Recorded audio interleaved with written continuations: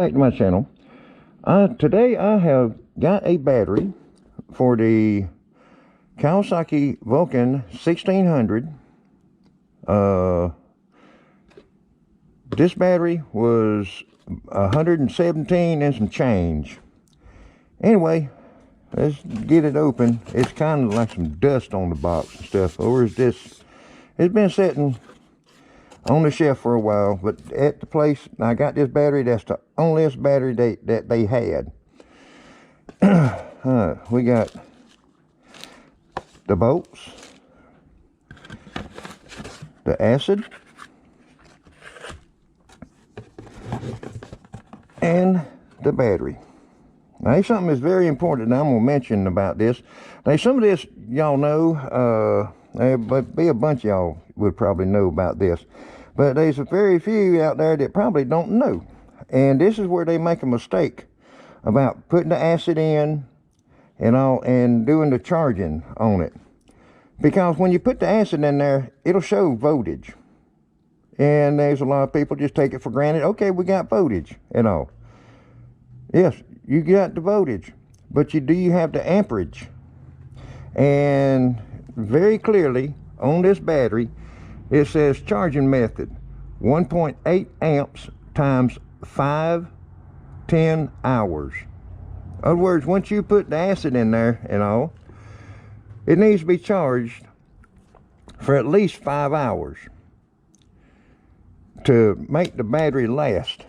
Because you put it in and you just go ahead and crank it and all, even though it'll crank, but you're putting damage to the battery. You want your battery to last as long as possible, especially nowadays, because these batteries, they are not cheap. Let's see. Go ahead and get this open here. Well,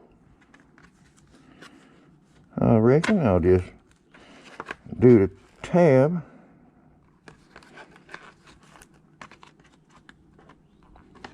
Well,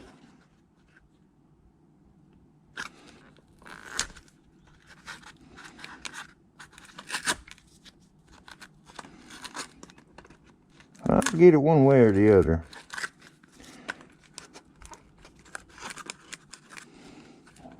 This thing wants to be sure enough aggravating. It never fails when you're trying to record or something like that, and you're trying to do a opening and all.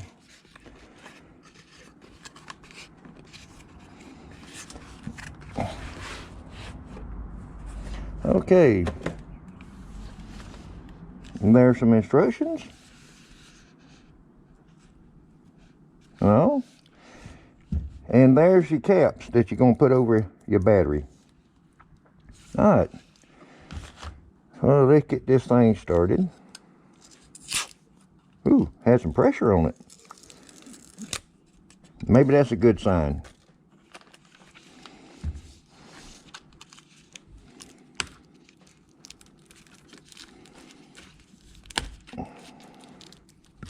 Okay. They sealed that up good.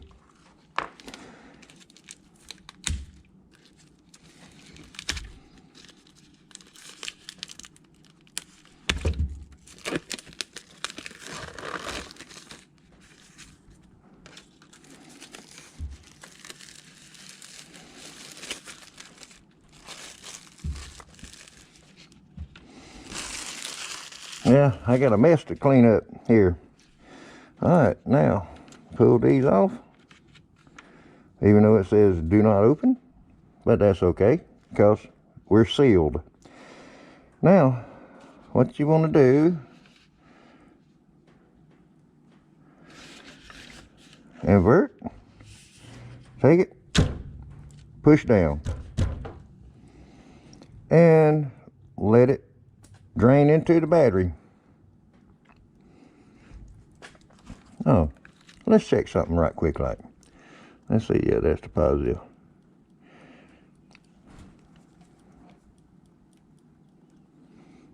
See, this thing is already showing 11.87 11.8 volts, 11.9.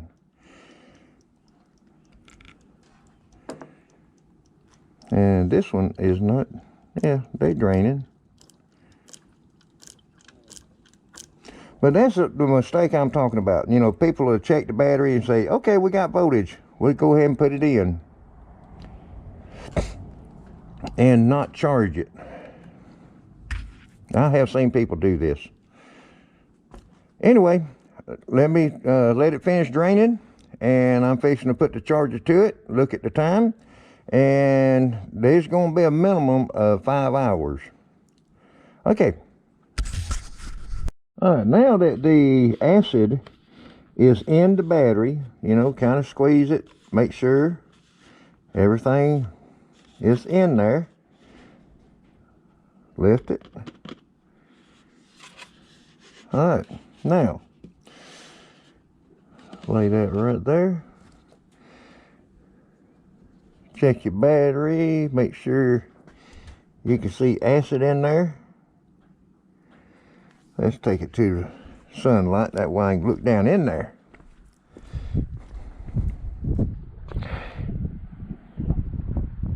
Yeah, if you'll look, you'll see that all them plates is covered.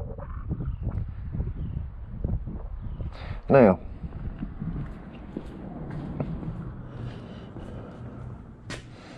put that back.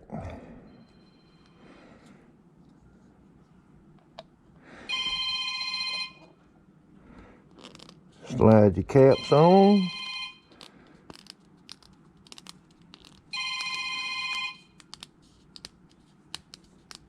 Yeah, that's good and tight. Keep pushing it on down. And wouldn't you know it, my phone's going off. That's okay.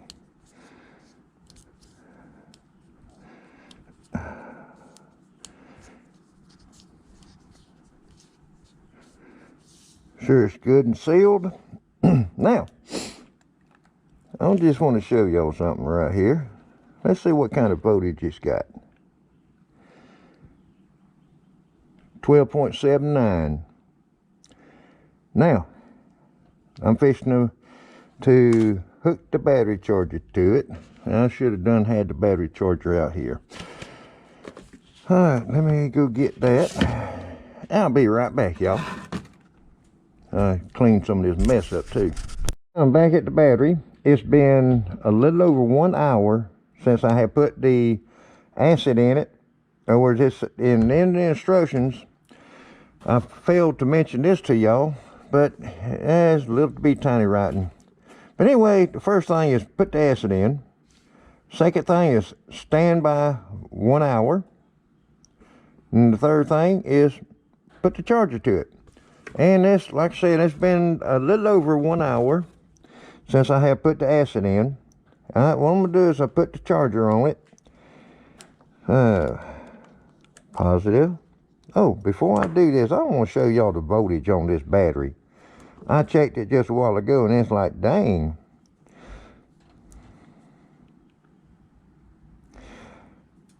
.84 volts. It's got the voltage, but it does not have the amperage. And that's the reason why you want to charge it. Alright, put the positive, negative to the negative. Now, charger is not on. I got it set on 2 amps, and that's the lowest it goes. And 1.8 versus 2 is pretty close. Now, let's plug her in. And get it to charging. Okay, our lights is on now. Normal, maintenance free. Alright, now here we go for 5 hours. Let's see, the time is like 1:15, 1:18, somewhere along in there. Alright, well anyway, I got some things I need to be doing while this battery is charging. And I'll see y'all back in about five and a half hours. Okay, it's almost 7:20. About another 15 seconds. Anyway, I have been letting this battery set on a 2 amp charge since 1:20 today. And I was planning on cutting it off at 6:20, that way give it 5 hours. But I'm just gonna say 7:20. It's right there at it. So, well, it is 7:20. Anyway, I'm fixing to cut this charger off. The battery's doing good. It's not getting hot or warm. It feels good. That's a good positive sign. Let me unplug it, because I don't want to take the battery terminals loose from the battery, because if it arcs and you got a if you got a like a battery acid in the air or something, believe it or not, it will explode. Okay, now let's just take a look to see what our voltage is. I still got a mess up here. I bet you I can clean for 2 days and still have a mess. All right. Okay, make up your mind. 1329. We'll go with that. 1329. Okay, now instead of trying to put the battery in today, I'm gonna wait till tomorrow before I put it in. And being as how I've done have it on there for 6 hours charging, I'm gonna put it in the bike, the 1600. Put it in there, and I'll probably charge it for 2 or 3 more hours. Then I'm gonna let it set for an hour. Then I'm gonna turn the key on, but I'm not gonna turn the key on until I got that pretty close to that 10 hours on charge, because I'm above 5 now but below 10. So, you know, I want to get that done to where, because that battery was expensive. $117 for the battery, and it was made in Taiwan. Now this says right here, made in USA. Okay, but the other stuff says made in Taiwan. Okay, all right. Well, anyway, yeah, must have been a little bit of liquid right there. But anyway, I'll be end up putting this in tomorrow, probably about mid-morning, somewhere along in there. But anyway, I will see y'all tomorrow morning. Here it is, the next day. I let the battery set overnight without a charger on it or anything. Anyway, I done checked the voltage, and I was surprised at the voltage. I just want to show y'all the voltage right quick, like, before I put the battery in the bike. All right. 1297, almost 13 volts. Well, it's close enough you can say 13. But anyway, I just wanted to show that to y'all right quick, like. And I'm fixing to get started putting the battery in and put the charger back to it for probably for another couple of hours. And I thought I seen something where it says made in Taiwan on the back of this box. Made in Taiwan. So that might be some good acid right there. All right, let me get started. Got the battery back in, and I've got the battery back on charge, on a 2 amp charge. And what I was planning on doing is let it set on charge for another hour, then let it set for an hour after, and then I'm gonna try to crank it, you know, see how it's gonna crank. But I tell you what, this that ground right in there, getting that is that there's no room hardly. And this, I put it this way, it is real aggravating, very aggravating. to hook up. Okay, well, I'm gonna let it sit for about another 15-20 minutes. Then I'm gonna let it sit for an hour with nothing, no charge on it. And after that, that's when I'm gonna try to crank her up. I'll be right back. I got a little busy. Anyway, it's been about an hour and a half setting with no charging on it or whatsoever. Now, let's see how this thing is gonna crank.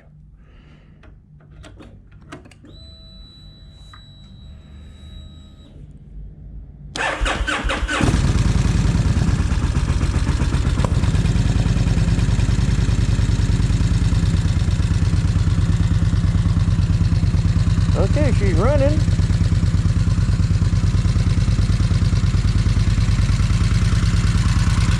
You can definitely hear them rock arms clacking.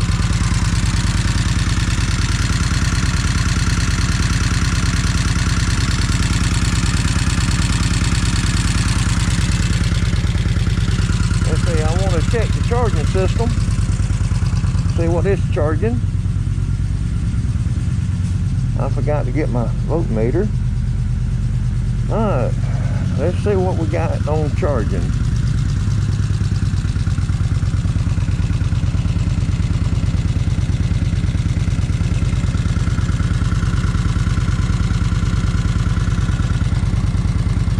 Oh, we got a good charging system.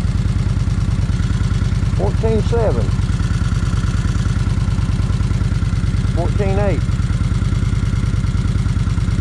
14.9.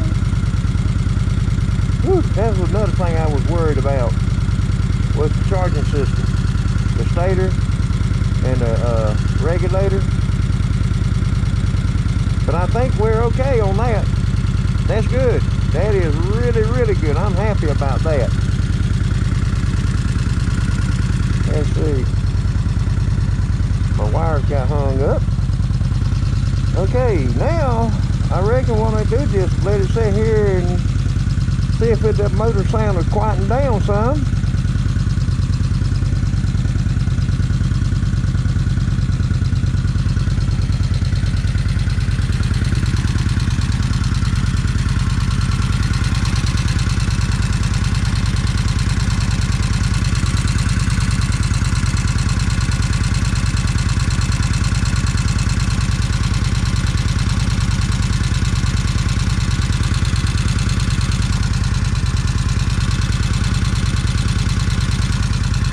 Keep on wanting to rev it just a little, but I know it's been sitting for a good 4, maybe 5 years, not even run.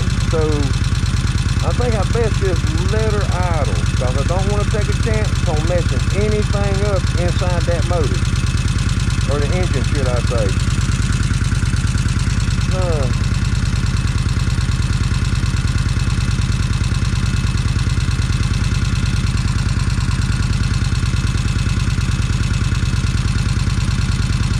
I wish I had a shop manual to where I can find where that slave cylinder for the clutch is. I got a feeling it's going to be right in here. I'm not 100% sure. Of course, I don't know much about this motorcycle, but I do know it's running, and I think I got lucky. I found what the fuel problem was that regulator. Well, I reckon that'll do it for this video. Well, I'm probably gonna just let it sit here and run, but I'll be back just a little bit, in a little bit. Now this will be the 4th time I cranked it today. What I was doing is cranking it, running it for 30 minutes, then switch it off, let it sit for an hour. After that hour was from cooling down, I cranked it back up, let it run another 30 minutes. And I already done that 3 times, and this is the 4th time. And them valves have really quietened down some. It's still got one on the very front that's clicking still. But anyway, let's see how it's going to sound.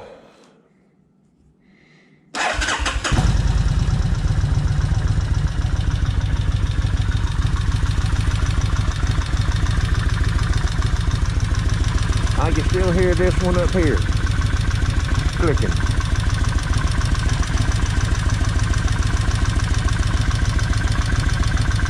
And it's not as bad as it was the first time this motor was cranked. I need to do an oil change on it.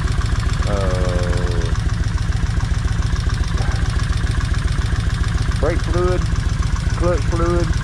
I already done the front brake. I got that piston unstuck from in there.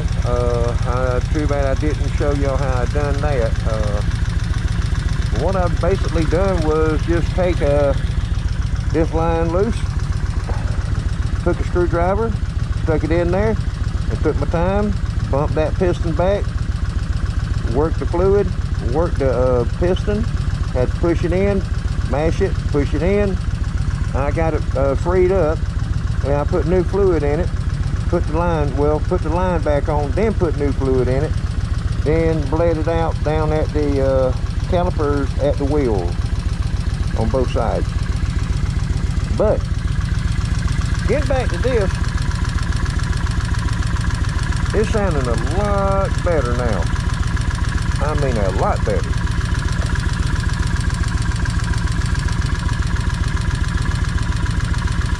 And the thing is, I don't want to rev the motor much because it's been set. And see how that noise come back a little bit louder? So I just want to take my time with it, break this motor back in, get everything good lubricated. Then anyway, I'm gonna let it sit here and run for another 30 minutes. And you know, I reckon that'll do it for this video. I'm gonna have fun. Well, I'm just gonna add this right quick. Like I was looking at this, the slave cylinder is gonna be on this side because I run the clutch line down, and to remove this cover I got to remove this and remove the other shifter. I done removed the heel part shifter. I removed it thinking that, okay, well, maybe I can just remove that and everything will come off. No, that's not the case. I got to remove this, remove that, then this will come off. Then I'm gonna have fun, you know, putting new fluid in the clutch. Alright, well, that'll do it for this video. Thank y'all for watching.